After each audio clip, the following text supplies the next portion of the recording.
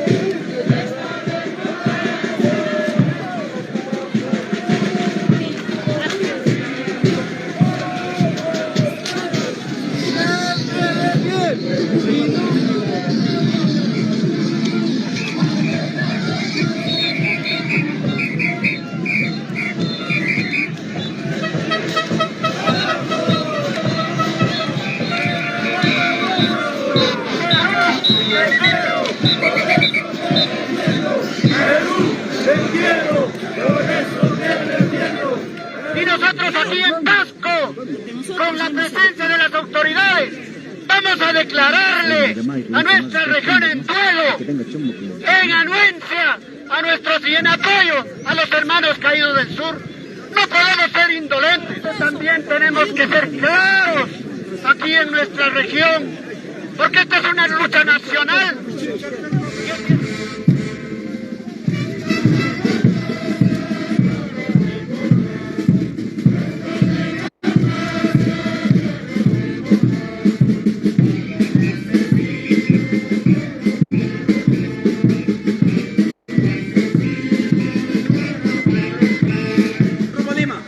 Sí, estamos rumbo a Lima con toda felicidad, con toda alegría, con toda la fuerza de juventud.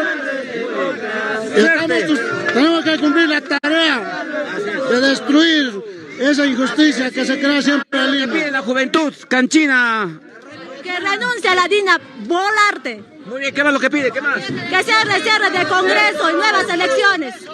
Cierre el Congreso, ¿qué es lo que pide? El pueblo que sea justo, mano, de verdad, los congresistas que se vayan. Muy bien, es lo que... Asamblea Constituyente. Muy bien, es lo que pide la población de Armas de Sicuani, señoras y señores. Prácticamente ya una gran cantidad de población aquí en la provincia de Canchi, Sicuani, señoras y señores, comparten la transmisión. Gracias a todos los otros seguidores. La asociación de músicos también aquí presentes.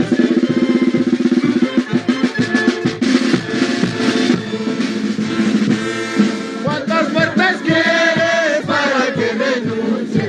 ¿Cuántas muertes quieres para que renuncies? ¡Viva asesina, el pueblo te repudia! ¡Viva asesina, el pueblo te repudia!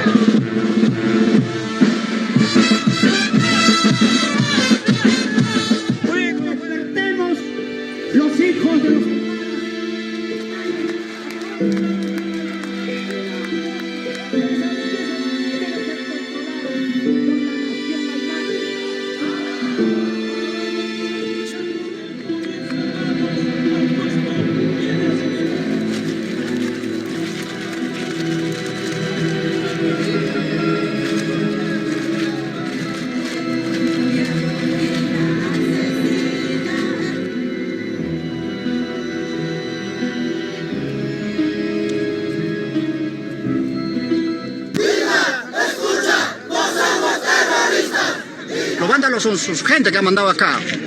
Ellos han tirado la piedra, ellos han comenzado todo para matar a inocentes. Posiblemente después se sumarán más.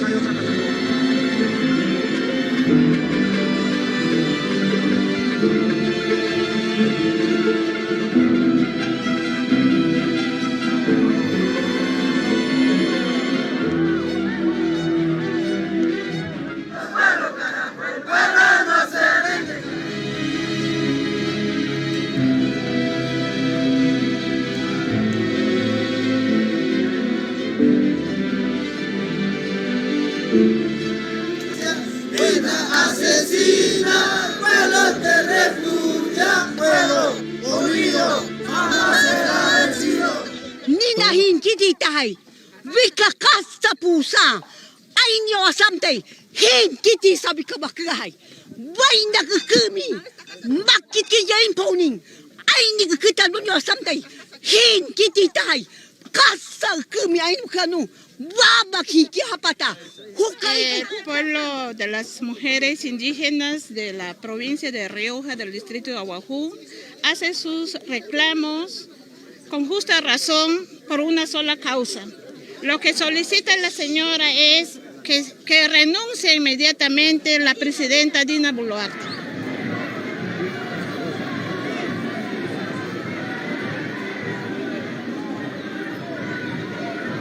Ese es el otro grupo de manifestantes que están exteriores del Palacio de la Municipalidad de Huaraz. Y nunca se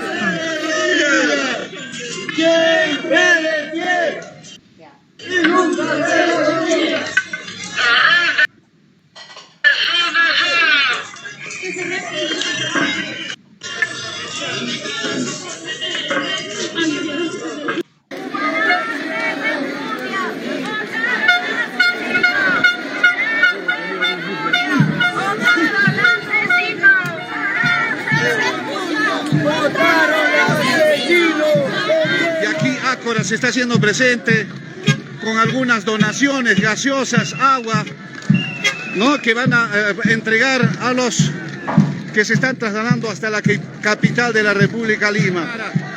Radio Inca, Red Sur Televisión, Canal 6, en vivo y en directo, transmitiéndoles en estos instantes, amigos que nos están viendo. Ahí dice Aymaranaka, Taniu, Jiwas, Hascaratute. Vamos a ver, ahí está otro vehículo motorizado, otro vehículo.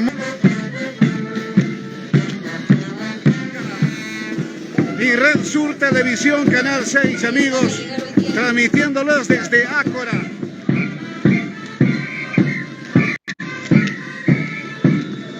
Emocionante, ¿eh? Los Cocras, los Uros, la nación Aymara, nuestros hermanos de la provincia de Coyhaique.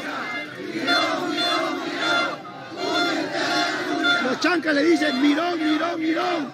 Únete a la lucha.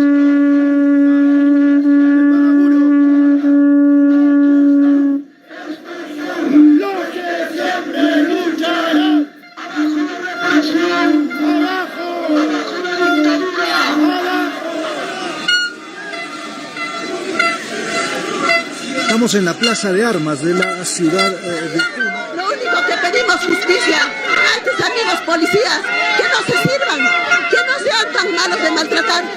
En las imágenes no ha habido ninguna intención de provocar a la policía y han tenido que, digamos, respetar lo que han dispuesto la policía, que son, miren la parte de aquí, voy a tener cuidado, ahí está la motorizada.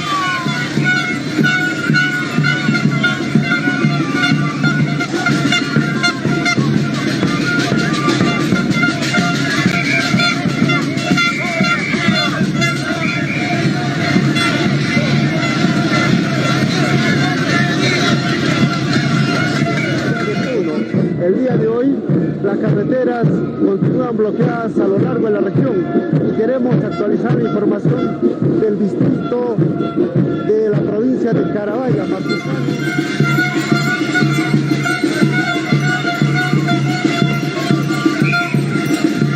Sumándose de las diferentes comunidades indígenas presentes en Cusco para decir a sus ministros, a esta mujer y a los congresistas. Tiene que renunciar. Renuncia, Dina Boluarte, el pueblo te repudia. Por dignidad que será indignamente, ya no más muertos, eso es lo que más queremos, ya no más engaños.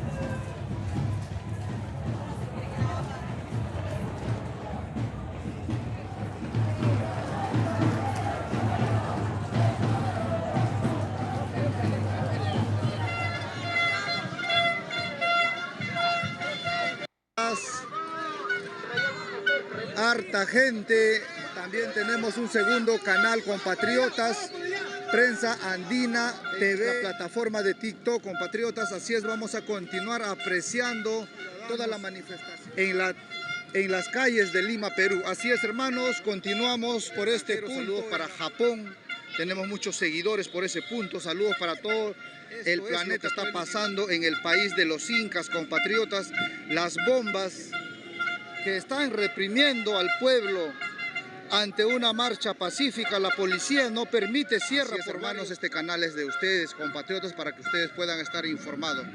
Gracias nuevamente, compatriotas, por la enorme sintonía.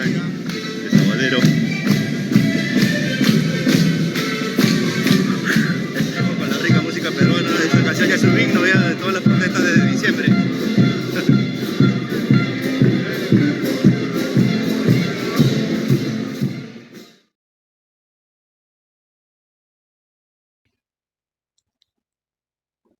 Los ayllus y la teoría de sistemas, por Máximo Sandín Domínguez, biólogo científico español.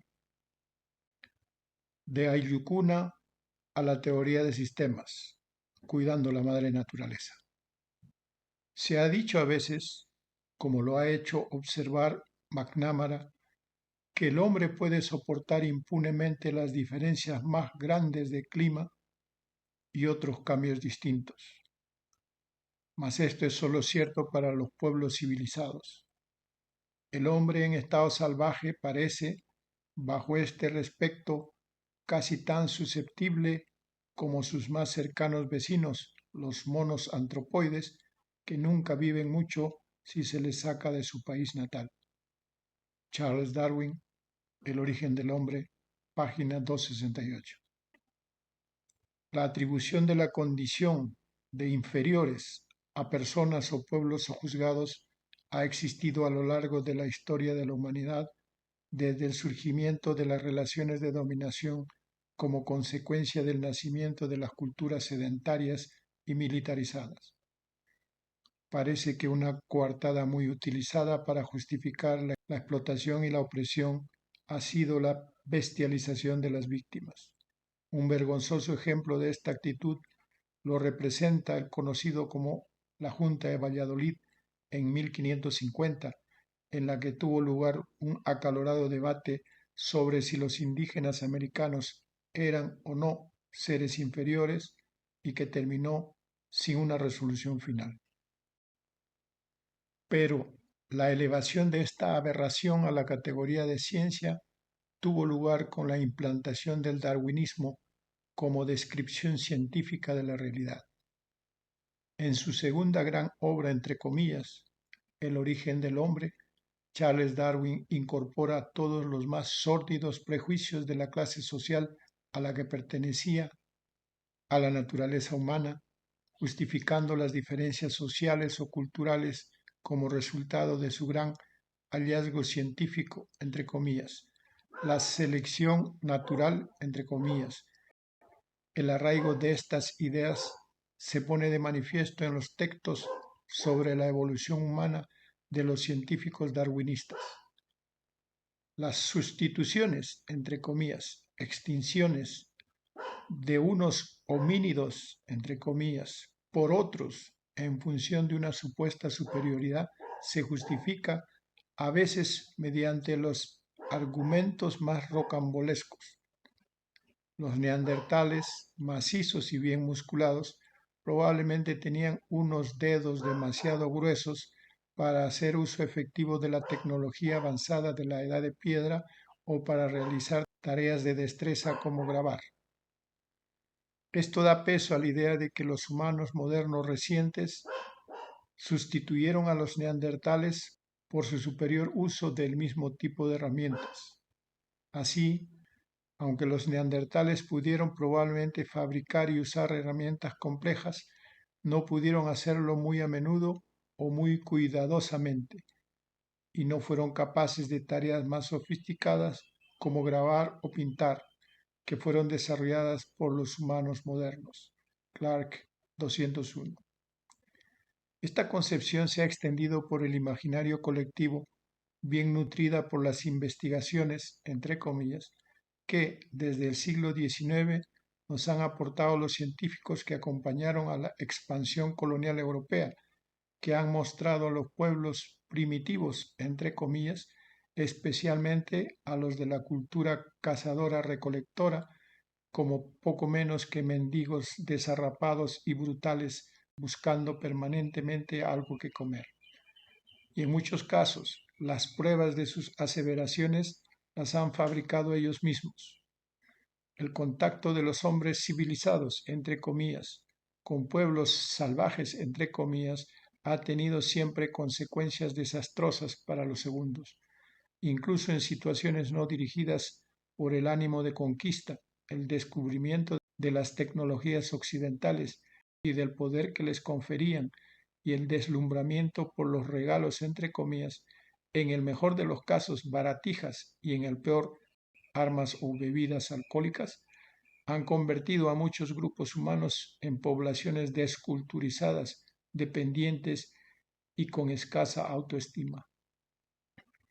Un caso especialmente informativo sobre las consecuencias de esta actitud lo representa el plasmado en el libro El saqueo del Dorado de Patrick Tierney. En el año 68, el prestigioso antropólogo Napoleon Chagnon de la Universidad de Michigan publicó su obra El pueblo fiero, entre comillas, en el que descubría para el mundo civilizado a los Yanomami, el último pueblo virgen, entre comillas, habitante de las remotas junglas amazónicas de Venezuela y Brasil. La imagen que transmitió y que quedó durante muchos años en los libros de texto y en el imaginario colectivo era la de un pueblo viviendo permanentemente en medio de una gran competitividad sexual y guerrera, confirmando, entre comillas, las concepciones darwinistas sobre los pueblos primitivos, entre comillas. En los años 90, Patrick Tierney, un discípulo y admirador de Chagnon, se acercó en persona al territorio que estudió Chagnon. Las entrevistas a testigos presenciales, las pruebas documentales y testimonios de autoridades civiles y militares de la zona y miembros de ONGs y personal sanitario pusieron de manifiesto que Chagnon elaboró fotografías y filmaciones en los que situaba a los guerreros decorados con sus pinturas de guerra en actitudes agresivas, o madres asusando a sus pequeños a la pelea. Pero eso no fue todo. La distribución de regalos, como utensilios metálicos de distinto tipo, repartidos de una forma premeditadamente desigual, provocó envidias y desencadenamiento de violencia real, antes inexistente. Por si fuera poco, las enfermedades contagiosas portadas por los acompañantes de Chagnon provocaron una terrible mortandad entre los Yanomami. Tierney, 2002. Sería absurdo pretender aplicar a todos los pueblos que han mantenido sus culturas ancestrales la categoría general del buen salvaje, entre comillas, que tanto interés tenía Chagnon en destruir. Precisamente por su condición de seres humanos, difícilmente pueden estar libres de algunos de los defectos que no son propios, pero más estúpido aún es considerarlos como seres limitados intelectualmente por la inocencia con lo que frecuentemente se han mostrado ante las artimañas y maldades inconcebibles para ellos de los invasores civilizados, entre comillas. Porque su sabiduría, que no es lo mismo que información o tecnología, es de un tipo muy diferente a lo que se valora en la civilización occidental. Sus culturas, fruto de milenios de interacción, de comprensión entre sí y con el medio natural, han construido cosmovisiones de extraordinaria belleza, pero sobre todo de inteligente comunicación e integración con el entorno en el que se han desarrollado. Una comprensión y actitud ante el fenómeno de la vida que habría hecho posible la convivencia de la humanidad en armonía con el ambiente por tiempo indefinido.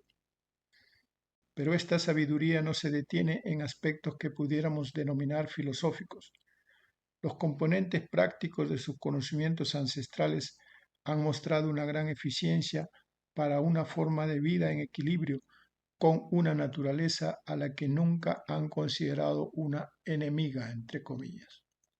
Unos conocimientos que no se basan, como en nuestra cultura, en descubrimientos, entre comillas, de sabios, de personajes providenciales, sino que son el resultado común de conocimientos obtenidos y compartidos por toda la comunidad. Sería largo de documentar, por ejemplo, el arsenal de aplicaciones de plantas medicinales, conocido desde tiempos inmemoriales por todos los pueblos del mundo, que constituyen la base de muchos medicamentos depredados por la industria farmacéutica mediante la biopiratería y que son mal utilizados por la medicina científica, entre comillas, en forma de principios activos, entre comillas. Pero lo que me gustaría resaltar aquí son unas concepciones o descripciones de la realidad que resultan sorprendentes por lo que tienen de una comprensión de fenómenos a la que, con grandes dificultades y cierta confusión por la limitación que impone la interpretación mecanicista, reduccionista e individualista de la visión científica dominante, se está llegando en la actualidad. Es difícil tener la certeza de que las narraciones que han llegado hasta nosotros, los occidentales, entre comillas, supongo que esta denominación dependerá del lugar geográfico desde el que se mire, no hayan podido ser desvirtuadas o adornadas con conocimientos actuales. Pero el hecho de que los conocimientos a que me voy a referir son extremadamente recientes, especializados y poco menos que marginales o heterodoxos, entre comillas, junto con las coincidencias muy llamativas en grupos muy alejados étnica y geográficamente, permite concederles una razonable credibilidad.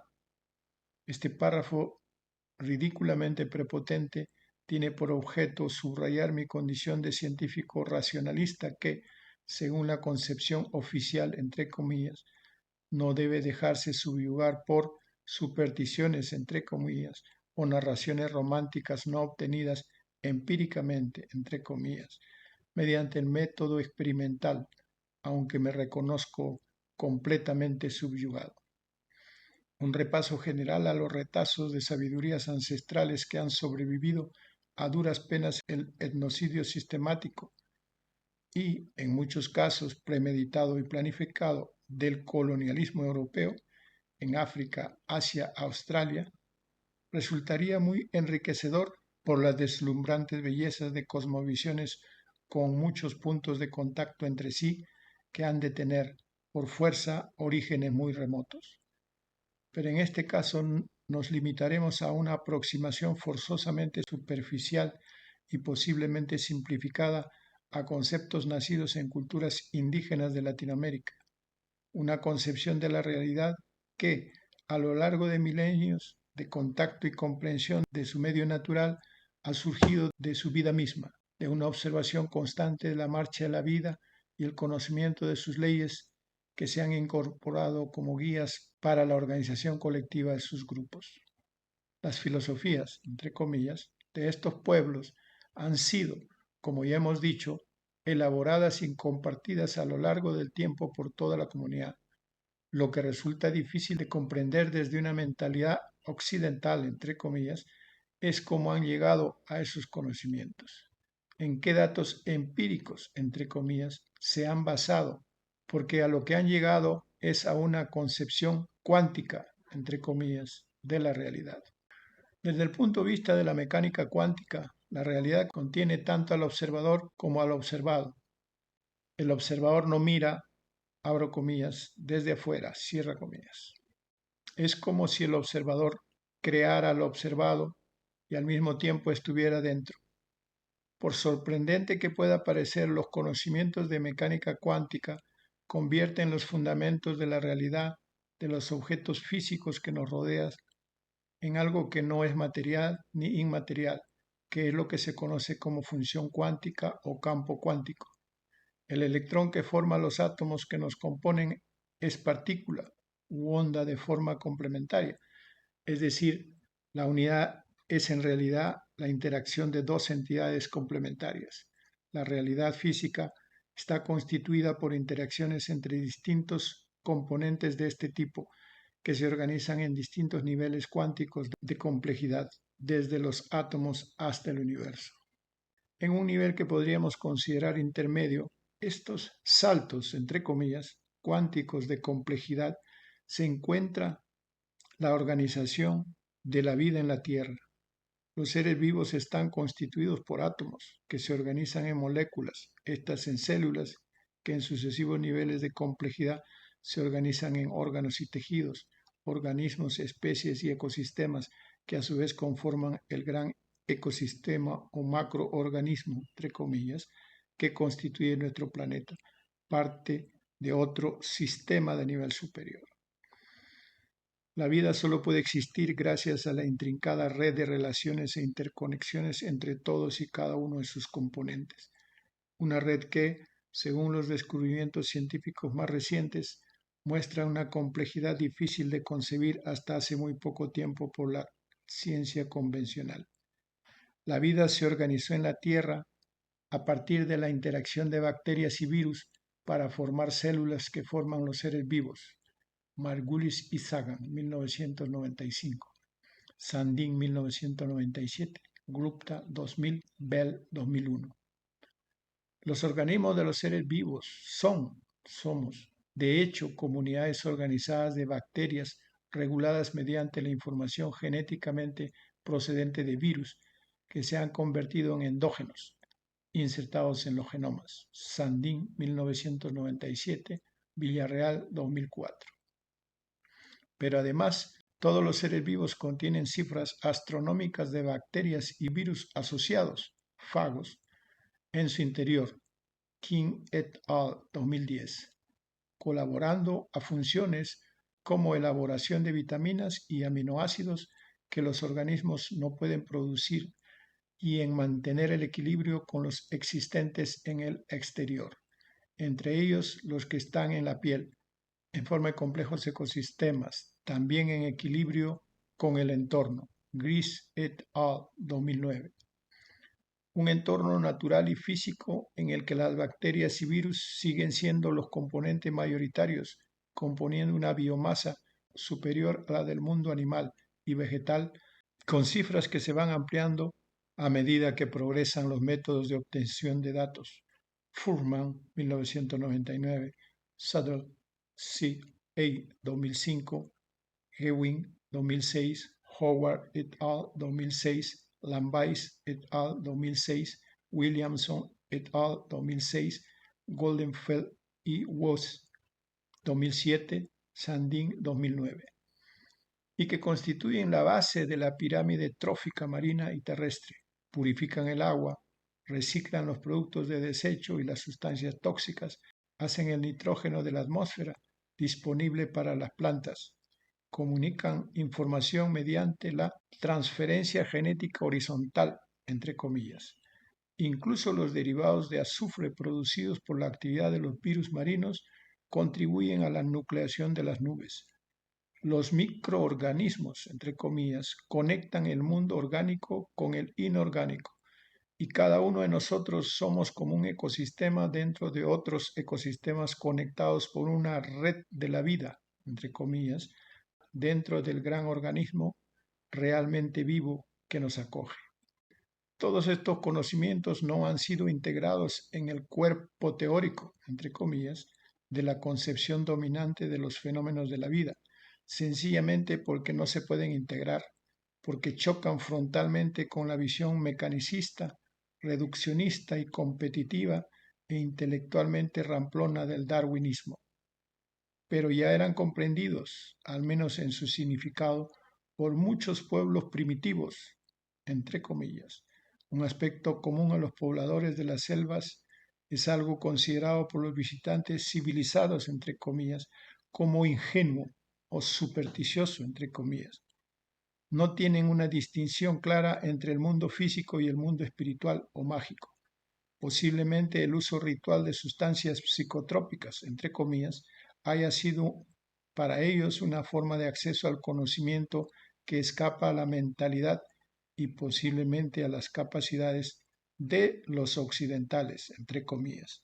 Pero lo cierto es que les ha llevado a una comprensión de la realidad y a un elaborado conocimiento de sus medios, de las plantas medicinales, alimenticias o tóxicas, de los animales a los que consideran sus hermanos y dotados de espíritu, y cuyas relaciones de parentesco no están basadas en nuestras agrupaciones filogénicas, entre comillas, sino en los hábitats que comparten, en los que viven y se relacionan. Para ellos, que la conocen, la selva no es la jungla de dientes y garras tintos en sangre, entre comillas, de los ignorantes europeos. La selva es su confortable casa, y los ríos y los árboles parte de su vida.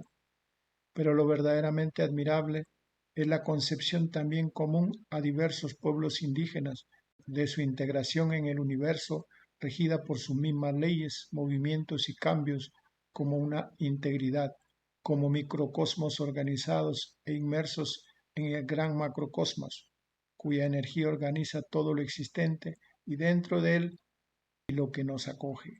La Pachamama es la sagrada Madre Tierra. Por eso, la relación con lo que hay en ella ha de ser de armonía y reciprocidad. La concepción colectiva de las relaciones humanas deriva de lo que se observa en la naturaleza. Todos sus elementos están ordenados en una organización colectiva donde cada cosa tiene su lugar, donde las plantas y animales forman colectivos según sus territorios. Estas colectividades han inspirado las organizaciones sociales. Hay yukuna para los quechua y aymara, como configuración de las leyes que rigen el cosmos y la madre tierra. En estas culturas se puede encontrar también la más bella y cuántica, entre comillas, expresión de la concepción de la realidad y del ser humano. Para ellos, la unidad es la pareja, igual que los elementos del cosmos. La unidad está organizada en una relación de parejas complementarias. Huiracocha, la energía universal, tiene una categoría dual de padre-madre. Es el ser sagrado primigenio y principal, y no puede ser puramente masculino o puramente femenino. El sol es la pareja complementaria con la luna, el mundo de arriba. El Hanak Pacha es masculino y es complementario con la Pachamama, la Madre Tierra. Y así el concepto de matrimonio se expresa con el término Yananchakui, hacerse entre sí, entre comillas, entre sexos opuestos, un encuentro complementario en igualdad de condiciones. De estas cosmovisiones surgen conceptos que chocan con la mentalidad occidental, la igualdad en la diferencia y la unidad en la diversidad, pero especialmente el concepto sagrado de la naturaleza, no en el sentido religioso de nuestra cultura, sino entendido como merecedor de respeto. Todos los seres vivos, sean animales o plantas, tienen un espíritu que hay que respetar para no interferir en el funcionamiento del organismo que es la madre naturaleza. Núñez, 1992. Cuando James Lovelock planteó la hipótesis Gaia, entre comillas, en la que describía la Tierra como un organismo vivo con capacidad de autorregulación, entre comillas, y fue forzado a retractarse debido a los ataques de las autoridades científicas, entre comillas, e incluso a su misma condición de darwinista, que le llevó a admitir que el término organismo, entre comillas, era simplemente metafórico. Seguramente no tenía conciencia de que las culturas primitivas, entre comillas, sabían hace mucho tiempo que nuestra Madre Tierra está viva. Pero esta hermosa e inteligente cosmovisión ha sido arrollada por la safia concepción de la competencia, la dominación y la destrucción que ha causado una grave enfermedad a la Pachamama. Sería bueno que los hombres civilizados, entre comillas, volviéramos los ojos hacia los pueblos sabios, entre comillas, para agradecerles su legado, incluso para pedirles consejo. Jawaj, edición número 61, páginas 83 hasta 90.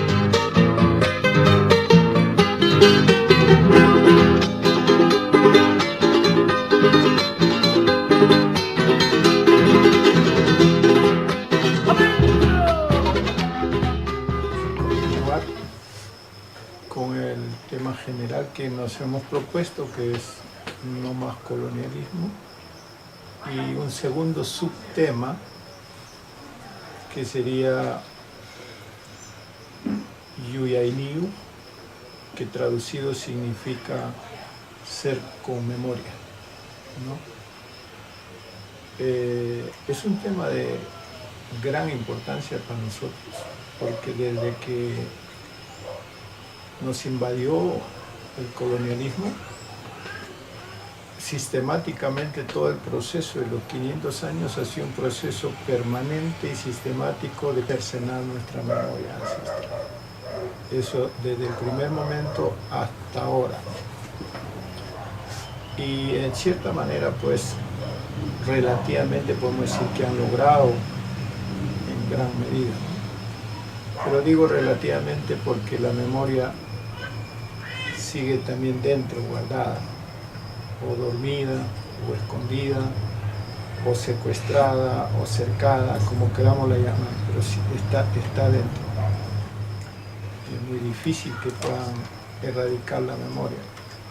Están haciendo trabajos muy fuertes de lavado cerebral, literalmente ahora, ¿no? Pero aún así, mientras exista el ser humano, su memoria va a existir. Entonces, lo primero que quisiera es explicar qué quiere decir Yuyainiu, ser con memoria. Si ustedes recuerdan, la I extendida, que lo conocemos como Y, nos está hablando de la percepción en movimiento, como nos lleva al sentimiento. Percibes, sientes, ¿no? Y en ese proceso nos lleva al alma. Por eso la vez pasada hablamos de Aya, alma, A, I, A. Percibes el alma. Todos tenemos alma, espíritu. Entonces cuando decimos Yuyainiu, estamos Yu y Ya. Y de la A, mundo externo, retorna a la I. Entonces ya estamos Yuyai. Yuyai. Quiere decir que percibes y sientes tanto el mundo interno como el mundo externo. Esa es la base de la memoria. Todo el recorrido de la vida, tanto en tu mundo interno como externo. El ser con memoria es Yuyainiu. Eso es desde el punto de vista del quichua, cómo se origina la palabra Yuyainiu. Y el ser con memoria para nosotros es un concepto vital. Te acordarás, seguramente has escuchado, a veces los adultos, cuando regañan a los jóvenes, le dicen Yuyainiu mikikanki manacho, ¿no? ¿Eres un ser con memoria o no? Entonces ya le reclama al niño que ya es momento de que él se comporte como un ser con memoria, un adulto. O sea, en nuestra cultura no existe un adulto, no existe la maduración, sino a través de la memoria. ¿Qué quiere decir eso? Desde que eres niño, todo ha sido un aprendizaje. Lo que uno aprende de por vida es de niño. De viejo es instrucción que viene y va, pero lo que aprende de niño no se va nunca. Está la memoria.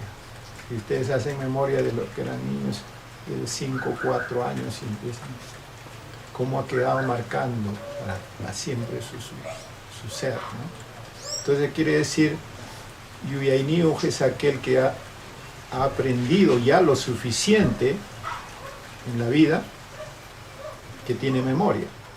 Puede emprender porque ya tiene conocimiento, ya sabe. Aprende a caminar, ya sabe caminar. Lo aprendió cuando tenía 2 años. Entonces lo único que como adulto dice, todo esto que he aprendido está en mi memoria. Ya tengo memoria y puedo emprender. He acumulado la suficiente memoria que ahora me hace adulto, me hace en capacidad de emprender. Por eso en nuestros pueblos ancestrales la adolescencia no existe. La adolescencia es un concepto que trae el colonialismo como consecuencia de que su aprendizaje del niño hasta llegar a joven, ¿no es cierto?, entra en conflicto con la instrucción que le da la escuela y la sociedad en que está viviendo. De niño y de joven aprendió muchas cosas, pero llega un momento en que en la sociedad se contradice lo que aprendió. Hace una crisis en él y reacciona, muchas veces con violencia, sea pasiva o no, pero con violencia, y se rebela. El sinónimo de adolescencia es la rebeldía. Se revela por el conflicto que se ha producido. ¿Y por qué se ha producido? Porque venimos de una educación familiar, educación que ha tenido determinados valores y que ya está dentro de nosotros, y en la sociedad encontramos otra cosa. Entonces, por ejemplo, a usted le educaron, creció, aprendió de niño con la filosofía y el principio de no robar. ¿Y qué es lo que se encuentra en la sociedad? Que casi todo el mundo roba. Entonces, esa incoherencia, ese choque que se da con el colonialismo en la sociedad hace que se rebele. Entonces les toma 3, 4, 5 años de crisis, de rebelión, para que salga de esa situación de adolescencia. Y generalmente pasa a la adultez adecuándose al sistema que lo hizo entrar en crisis. Esas son las reglas con las que funciona y no hay otras. O te adecuas a eso o vas a tener grandes problemas, ¿no? A todo nivel, económico, psicológico, social, de adaptación. Serías un desadaptado. Entonces ocurre que en la sociedad, el colonialismo crea un discurso teóricamente muy bonito, sociedad democrática, respetuosa de derechos humanos, igualdad, etcétera, todo bien bonito en el discurso, pero lo que experimentas es todo lo contrario. Entonces ha funcionado y funciona y camina ese modelo colonial porque nuestra memoria ancestral se va rompiendo permanentemente, se va cortando. Y la parte más dramática, diría yo, es cuando se la cortan a un niño que viene de comunidades ancestrales, porque le rompen la raíz, y esos son traumas muy grandes, porque el conflicto es inmenso. Si tú has crecido con la formación, el espíritu del ayllu de la comunidad de niñez, y de pronto creces y te encuentras con un mundo que es totalmente contrario, hay un trauma, necesariamente. Ese trauma tiene generalmente las soluciones menos favorables para la persona. ¿Cuál es? La adaptación a lo que se impuso en el colonialismo. Entonces, eso está más allá de nuestra voluntad controlada, porque esas son las condiciones que te impone la convivencia en el colonialismo. Tú no pones, te la pone. Entonces, la recuperación de la memoria ancestral necesariamente te lleva a plantearte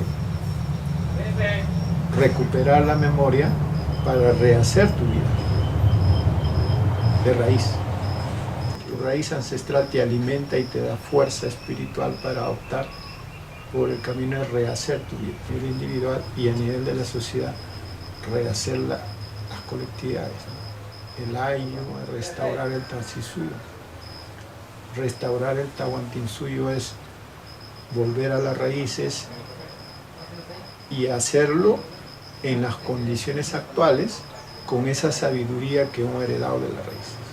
Recoger a través de tu memoria, que es presente, como vimos la vez pasada, te proyectas al futuro, tienes una visión. Eso no se puede hacer si no recuperamos la memoria. Porque al perder la memoria te han sustituido con un sistema de ideas que opera en ti, toda una lógica, toda una filosofía que te orienta cada día qué es lo que debes hacer, qué es lo que no debes hacer. Cuando recuperas memoria ancestral, empiezas a cuestionar automáticamente, ¿y esto por qué? Porque entonces empiezas a darte cuenta que estás en medio de una situación fuera de control para ti, porque se impuso de fuera el colonialismo, y estás como atrapado. Por eso la recuperación de la memoria ancestral que te permita rehacer tu vida es casi imposible si se haga individualmente. O sea, individualmente lo puedes recuperar, pero siempre y cuando tengas en tus relaciones humanas la fuerza suficiente que envuelva a otros que te acompañen en el proceso y juntos, de manera recíproca, van recuperando y van haciendo, van conviviendo y van creando y rehaciendo y reproduciendo esas relaciones que tus ancestros te dejaron como alternativa de vida. Por eso es importante la recuperación de la memoria para proyectarnos al futuro.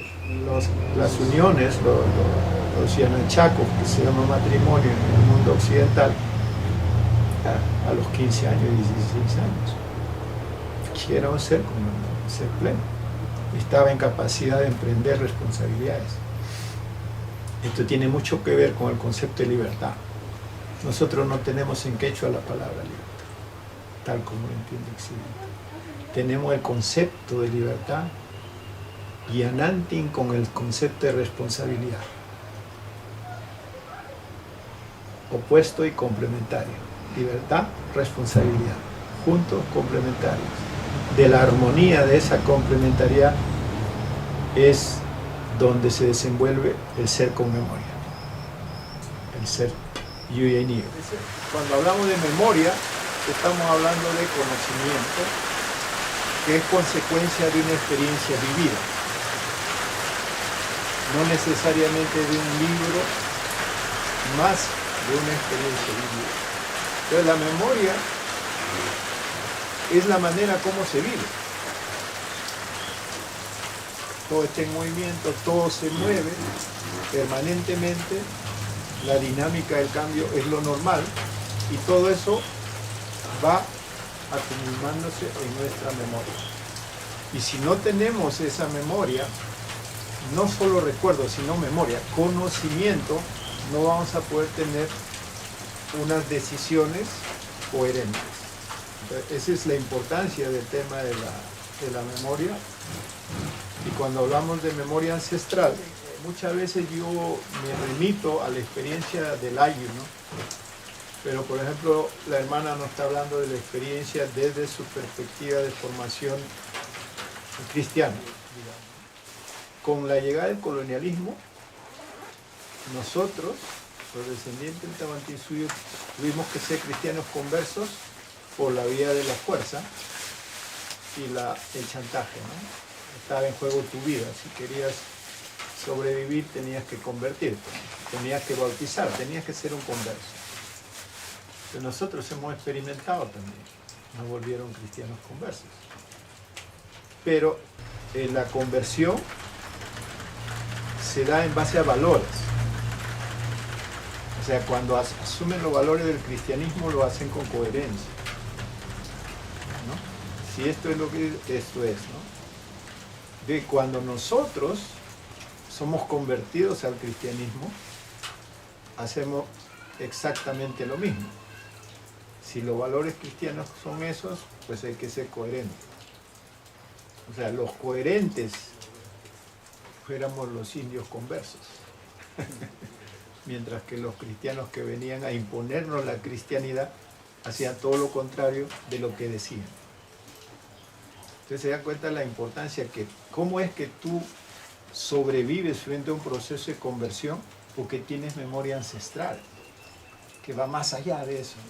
Entonces encuentras que en lo que dice el cristianismo, de los valores que transmite, y lo que dicen tus ancestros, hay una perfecta posibilidad de entendimiento, si eres coherente con los valores cristianos, si eres coherente. Entonces, es interesante porque lo pude ver, lo pude comprobar. Y las personas que optan por la formalidad y el poder son cristianos incoherentes.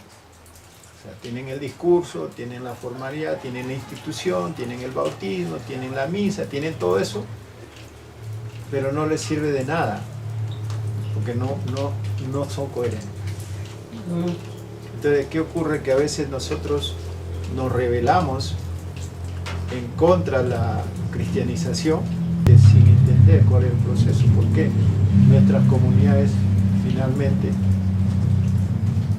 se sometieron, por decir, ¿no?, a la iglesia, simplemente porque encontraron que lo importante era preservar su memoria ancestral a través de la coherencia con lo que le estaban diciendo los cristianizadores.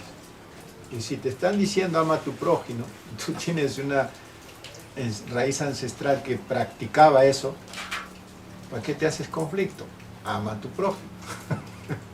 Y simplemente la coherencia es lo que hace que nuestros pueblos ancestrales sobrevivan en medio de la tiranía, digamos, de la institución católica. La coherencia con los valores que... O sea, encontraron entre unos y otros un encuentro, una coincidencia, y ya simplemente fueron a la coherencia. Por eso en las procesiones católicas de mi pueblo, cuando se hace procesión a la Virgen, se hacen las oraciones en quechua a la Virgen como nuestra madre, y la única madre es la Pachamama, porque la Virgen era madre de Jesús, no es nuestra propiamente dicho, sino a través de la divinidad. Pero nuestra madre física en nuestra cultura es la Pachamama. Entonces la Virgen termina siendo. ¿Y qué importaba si el problema era la coherencia? O sea, porque a través del amor de la Virgen, el amor de la Pachamama, te das cuenta que se encuentra un lenguaje que se puede entender y se puede seguir adelante. Entonces, lo que manda ahí es la memoria ancestral, que te permite encontrar coherencia, incluso con otros elementos culturales que vas interactuando, porque la historia y la vida es así.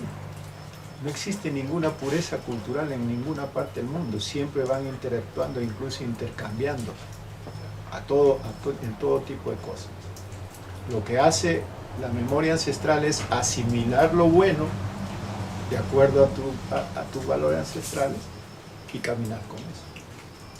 Y desechar todo aquello que rompe y entra en conflicto con tus valores ancestrales.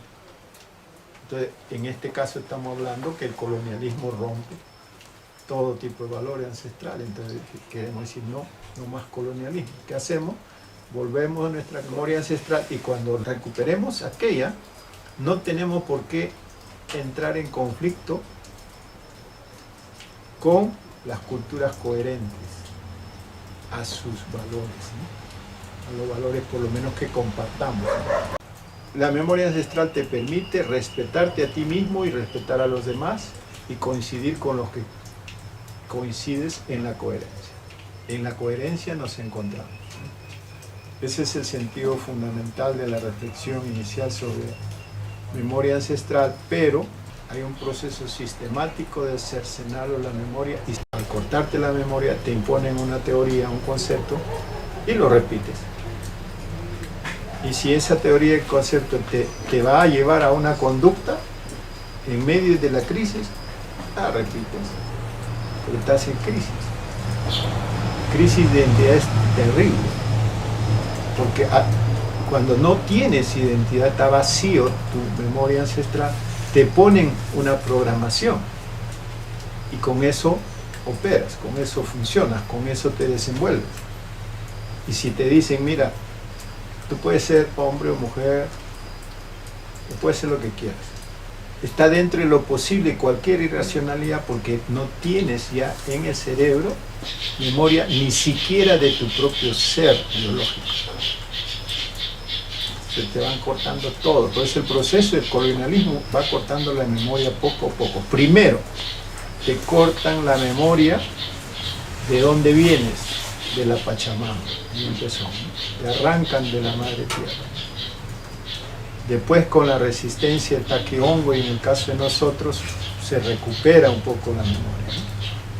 Pero nuevamente el proceso, dice, viene el proceso de las revoluciones, levantamientos, matan a Tupac Amaru, matan a los descendientes y crean esta emancipación que le ponen el nombre de independencia y dicen, ya no hay más Tahuantinsuyo, ya pasó, desapareció.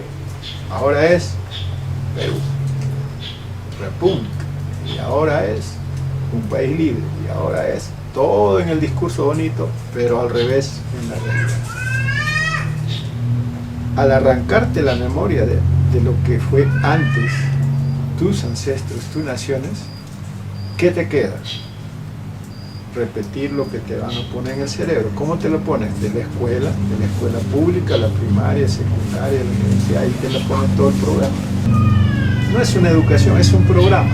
Es la instrucción pública, es la programación. Si tú sales de ahí, pierdes, no vas a funcionar, no vas a tener éxito en el sistema. Entonces, quieras o no quieras, tienes que guiarte de eso. Básicamente funcionan con el programa, que se llame protocolo ahora, lo mismo. Entonces, la única manera de recuperar la memoria es empezar con tus ancestros inmediatos, padres, abuelos, y así. Empezar y decir, a ver, quiero acordarme qué fue, cómo era cuando tenía 5 años, 4 años. Empiezas a acordar, empiezas a hacer un ejercicio, ¿qué aprendiste? ¿Cuál es el conocimiento que te ha quedado de eso? No es un simple recuerdo, mira qué bonito cuando éramos niños caminando, así esto, no, ¿cuál es el conocimiento que aprendiste de eso? Es fundamental. Un ejemplo, no recuerdo si fue que pisó una espina, que se cayó o estaba en un problema serio. Entonces el intelectual le dijo al arquero que vaya en su auxilio. Entonces, déjalo ahí, le dice el arquero. Entonces él le dice, pero ¿qué va a hacer de mi hijo cuando le ocurra eso y no estés tú ni esté yo? Si yo voy a sacarlo, ¿qué va a hacer cuando yo no esté para darle la mano? Me parece una cosa, y ese es lo que se enseña, es sabiduría, la memoria. Ese niño va a aprender a salir de ese problema y lo va a aprender con su propia mano, con su propia experiencia, y no lo va a olvidar nunca. Esa memoria, ese recuerdo es conocimiento, es sabiduría. Eso es lo que hay que... Cuando nosotros hablamos de memoria ancestral, hablamos de saberes, sabiduría, conocimiento que se graba para siempre. Por las pampas de Alto Perú, viene galopando José Gabriel. Es un pueblo en la noche azul, varios miles vienen con él. Con Gorgán y nieto del sol, vencerás al conquistador.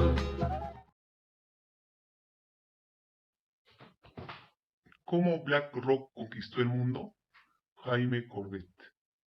Juguemos un pequeño juego. Imaginemos que eres Joseku Nomi y tienes que salir corriendo a hacer la compra. Te subes al auto y te diriges a la tienda. ¿A qué tienda vas? ¿Por qué? Walmart, por supuesto. Y siendo una víctima involuntaria de la conspiración del azúcar, ¿qué compras cuando estás allí? Coca-Cola, naturalmente. Y no te olvides de recargar gasolina de camino a casa. ¿Esto te está asustando? Entonces, ¿por qué no te encierras en tu casa y no vuelves a salir de compra? Eso les mostrará. Después de todo, siempre puedes pedir lo que necesites de Amazon, ¿no? ¿Estás notando un patrón aquí? Sí, en caso de que no se haya enterado, BlackRock Inc. ahora está oficialmente en todas partes, es dueño de todo. Lamentablemente para nosotros, sin embargo, las espeluznantes garras corporativas de la bestia BlackRock no se contentan simplemente con aferrarse a una casi pluralidad de acciones de todas las corporaciones importantes del mundo. No, BlackRock ahora está clavando sus garras aún más y mostrando sus músculos, poniendo en uso esa riqueza e influencia inconcebible, reordenando completamente la economía, creando pandemias y dando forma al curso de la civilización en el proceso. Seamos realistas. Si a estas alturas no te preocupa el poder que BlackRock ejerce sobre el mundo, entonces no estás prestando atención. Pero no te preocupes si todo esto es nuevo para ti. La mayoría de la gente no tiene idea de dónde vino este gigante de las inversiones, cómo se abrió camino hasta la cima de la pila de los perros de Wall Street o qué ha planeado para su futuro. Llenemos ese vacío en la comprensión pública. En el transcurso de esta serie de investigación, obtendrá un curso intensivo en la compañía más espeluznante de la que nunca ha oído hablar. Esta semana daré una breve historia de BlackRock y describiré cómo llegó a ser el gigante económico y político que hoy es. En la parte 2 de esta serie examinaremos cómo el reinicio Going Direct de BlackRock allanó el camino para la transición económica y monetaria masiva que acabamos de vivir al amparo de la pandemia. Y en la parte 3 examinaremos el sistema Aladdin y las otras formas espeluznantes en las que BlackRock planea usar su poder para moldear la sociedad en su propio interés. Parte 1. Una breve historia de BlackRock. Espera un segundo. Te escucho interponer.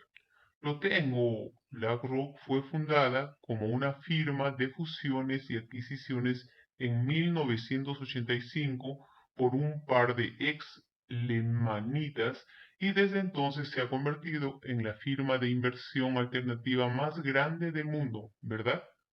He equivocado. Esa es Blackstone, Inc., actualmente dirigida por Stefan Schwarzman. Pero no te sientas mal si confundes los dos. La confusión Blackstone-BlackRock se hizo a propósito.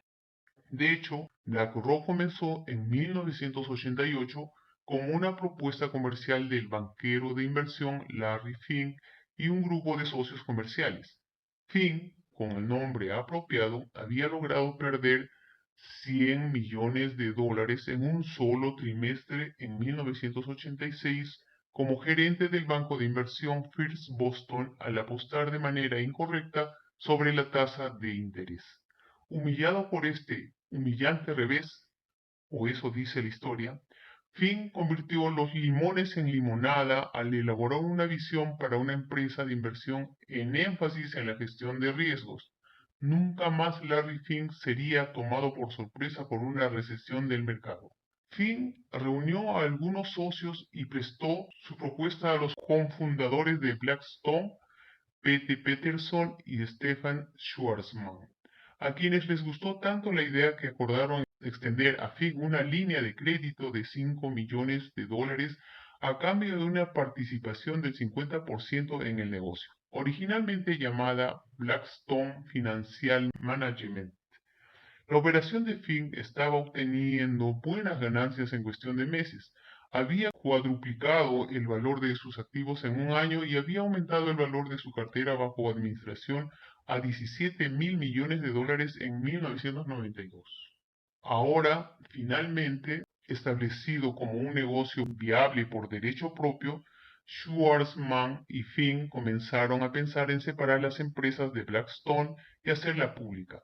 Schwarzman sugirió darle a la compañía recientemente independiente un nombre en negro, como un guiño a sus orígenes Blackstone y Fink, deleitándose con picardía en la inevitable confusión y molestia que causaría tal movimiento, propuesto el nombre BlackRock, diciendo: «Sabes, si hacemos algo así, toda nuestra gente nos matará». Los dos evidentemente comparten el mismo sentido del humor. Hay un poco de confusión entre las empresas, concede ahora Schwarzman. Y cada vez que eso sucede me río de verdad. Pero el gusto compartido por causar confusión innecesaria no fue suficiente para mantener unidos a los socios. Para 1994, los dos se habían peleado por la compensación de las nuevas contrataciones o tal vez debido a la angustia por el divorcio en curso de Schwarzman, dependiendo de quién cuente la historia. Y Schwarzman vendió las participaciones de Blackstone en BlackRock por solo $240 millones. Ciertamente fue un error heroico, admite Schwarzman. Después de separarse de Blackstone y establecer BlackRock como su propia entidad, Finn estaba firmemente en el camino que llevaría a su empresa a convertirse en el coloso financiero mundial que es hoy. En 1999, con activos bajo gestión de $165.000 millones, BlackRock se hizo pública en la Bolsa de Valores de Nueva York a $14 por acción, ampliando sus inversiones a análisis y gestión de riesgo con su sistema de inversión empresarial patentado Aladdin. Más información en la parte de esta serie. La empresa adquirió la compañía de fondos mutuos State Street Research Management en 2004. Se fusionó con Merrill Lynch Investment Managers MLIM en 2006 y compró el negocio de fondos de cobertura de Helios Groves, con sede en Seattle en 2007, elevando el valor total de los activos bajo la administración de BlackRock a más de $1 billón. Pero fue la crisis financiera mundial de 2007-2008 la que catapultó a BlackRock a su actual posición de dominio financiero. Pregúntenle a Heike Wachter, el corresponsal alemán que literalmente escribió el libro sobre BlackRock.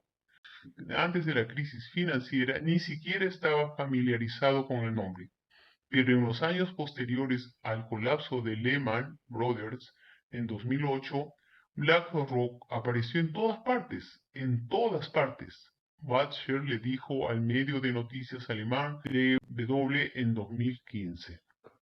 Incluso antes de que el fiasco de Bear Stearns se materializara en el colapso de Lehman Brothers y el baño de sangre financiero total de septiembre de 2008, Wall Street estaba recurriendo colectivamente a BlackRock en busca de ayuda. AIG, Lehman Brothers, Fannie Mae y Freddie Mac habían contratado a la firma para revisar su desorden creciente de obligaciones crediticias en los meses previos al colapso.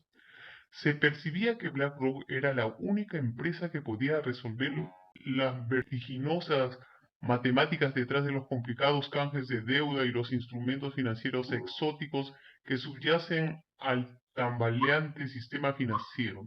Y muchos capos de Wall Street tenían el fin en marcación rápida cuando el pánico comenzó a apoderarse de los mercados. Pienso en ello como cazafantasmas. Cuando tienen un problema, ¿a quién vas a llamar? BlackRock. Director gerente de UBS, Terence Kelly, le dijo a CNN en ese momento.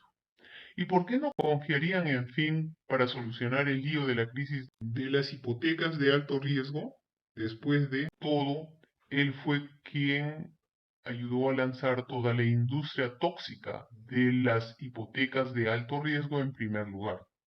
Olvidé mencionar eso. ¿Recuerdas todo el asunto de perder su trabajo porque perdió $100 millones para First Boston en 1986? Eso sucedió solo 3 años después de que Finn ganara miles de millones para los clientes del banco al construir su primera obligación hipotecaria garantizada, CMO, y crear casi sin ayuda el mercado de hipotecas de alto riesgo que fracasaría tan espectacularmente en el 2008. Entonces, dependiendo de cómo lo mires, Finn era el tipo perfecto para tener a cargo de resolver el lío que había creado su monstruosidad de CMO o el primero soplón que debería haber ido a la cárcel por ello. Adivina de qué manera eligió verlo el gobierno de Estados Unidos. Sí, has acertado. Vieron a Fink como su salvador, por supuesto. Específicamente, el gobierno de Estados Unidos recurrió a BlackRock en busca de ayuda y el asediado secretario del Tesoro de Estados Unidos, Timothy Geithner, consultó personalmente a Larry Fink no menos de 49 veces en el transcurso de la crisis de 18 meses. Para que no quede ninguna duda de quién estaba al mando de esta relación, cuando Geithner estaba contra las cuerdas y su puesto como secretario del Tesoro estaba en peligro al final del primer mandato de Obama. El nombre de Fink estaba en la lista corta de los que estaban siendo considerados para reemplazarlo. La Reserva Federal también confió en BlackRock y recurrió a la empresa en busca de ayuda para administrar los rescates de 2008. En última instancia, BlackRock terminó desempeñando un papel en la financiación de $30.000 millones de la venta de Bear Stearns a JP Morgan, el rescate de AIG por $180.000 millones y el rescate de Citigroup por $45.000 millones. Cuando el polvo finalmente se asentó en Wall Street después del colapso de Lehman Brothers, había pocas dudas de quién estaba sentado en la cima del montón de polvo: BlackRock. La única pregunta era cómo BlackRock convertiría su creciente riqueza en influencia financiera en poder político en el mundo real. Para Fink, la respuesta era obvia: pasar de los delitos menores de las finanzas a las grandes ligas criminales del gobierno. En consecuencia, a lo largo de la última década, ha dedicado su tiempo a aumentar la influencia política de BlackRock hasta que se ha convertido, como admite incluso Bloomberg, en la cuarta rama del gobierno de facto. Cuando los ejecutivos de BlackRock lograron tener en sus manos una presentación confidencial de PowerPoint de la Reserva Federal que amenazaba con someter a BlackRock al mismo régimen regulatorio que los grandes bancos, el gigante de Wall Street gastó millones presionando con éxito al gobierno para que abandonara la propuesta. Pero cabildear al gobierno es una forma indirecta de conseguir lo que quieres, como le dirá cualquier buen gurú de las finanzas. Es mucho más rentable asegurarse de que, en primer lugar, no se impongan regulaciones problemáticas.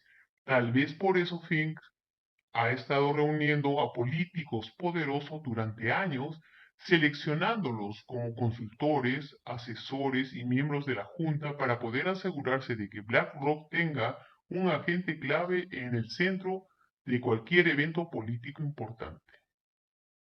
Como detalla William Ekdahl en su propia exposición de BlackRock, el fundador y CEO de BlackRock, Larry Fink, está claramente interesado en comprar influencia a nivel mundial.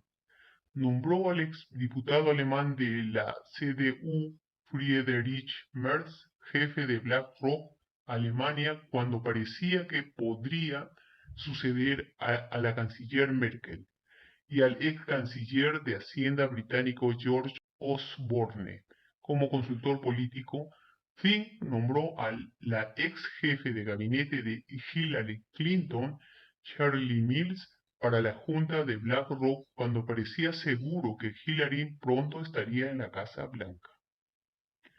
Ha nombrado a ex banqueros centrales para su directorio y ha obtenido lucrativos contratos con sus antiguas instituciones: Stanley Fischer, ex director del Banco de Israel y luego vicepresidente de la Reserva Federal. Ahora es asesor principal de BlackRock. Philip Hildebrand, expresidente del Banco Nacional Suizo, es vicepresidente de BlackRock, donde supervisa el Instituto de Inversiones BlackRock. Jean Boivin, ex vicegobernador del Banco de Canadá, es el director global de investigación del Instituto de Inversión de BlackRock. Y no termina ahí. Cuando llegó el momento de que los encargados de Biden nombraran al director del Consejo Económico Nacional, responsable de la coordinación de la formulación de políticas sobre cuestiones económicas nacionales e internacionales, naturalmente recurrieron a Brian Deese, ex jefe global de inversiones sostenibles en BlackRock Inc. De hecho, para 2019, la ascensión de BlackRock a la cima del poder político estaba completa. Al mismo tiempo que el Foro Económico Mundial nombraba a Fink como miembro de su patronato, el entonces candidato presidencial Joe Biden peregrinaba a Wall Street para implorar el apoyo de BlackRock en la lucha contra Trump. Estoy aquí para ayudar, supuestamente aseguró Fink a Biden. Y el resto, como dicen, es historia. O, más exactamente, es el presente. Porque cuando retiramos las capas de propagandas de los últimos 3 años, encontraremos que los notables eventos de la pandemia no tienen absolutamente nada que ver con un virus. En cambio, estamos presenciando un cambio en el sistema monetario y económico que fue concebido, propuesto y luego implementado por, ¿lo has adivinado?, BlackRock. Y eso, damas y caballeros, será el enfoque de la parte 2 de esta exploración. Manténganse al tanto.